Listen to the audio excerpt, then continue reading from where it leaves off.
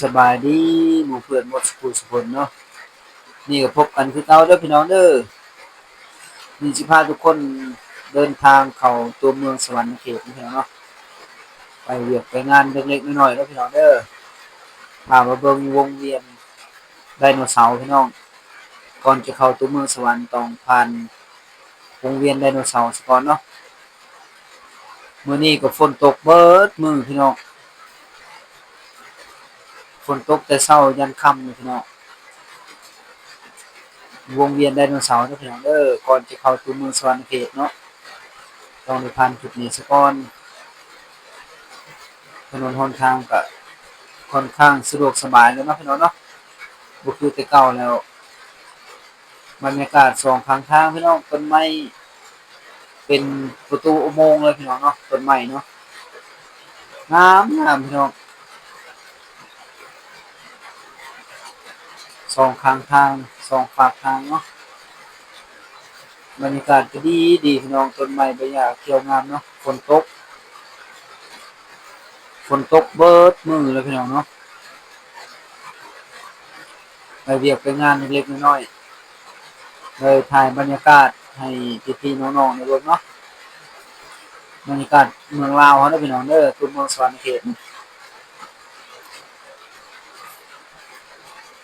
เชิญเข้ามาเที่ยวแขวงสวรรค์เขตได้เด้อพี่น้องเด้อวงเวียนตัวที่2เนาะพี่น้องเนาะวงเวียนภาพฝันเนาะพี่น้องเนาะภาพฝันเด้อพี่น้องเด้อบรรยากาศตัวเมืองสวรรค์เขตนี่คือ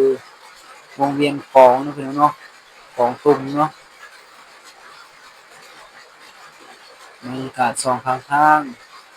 ภาพอาจจะบ่นิ่งเด้อพี่น้องเด้อภาพบ่นิ่งก็ขอโทษขออภัยเนาะขี่รถเนาะพี่น้องเนาะขี่รถสะท้อนภาพมันจะบ่เสถียรบ่นิ่งเนาะบรรยากาศดีเนาะฝนตกหลังฝนตกเด้อพี่น้องเด้อตัวเมืองสวรรค์เขตเนาะเชิญมาเที่ยวแขวงสวรรค์เขตเด้อพี่น้องเด้อบ่อนท่องเที่ยวก็มีหลายเนาะ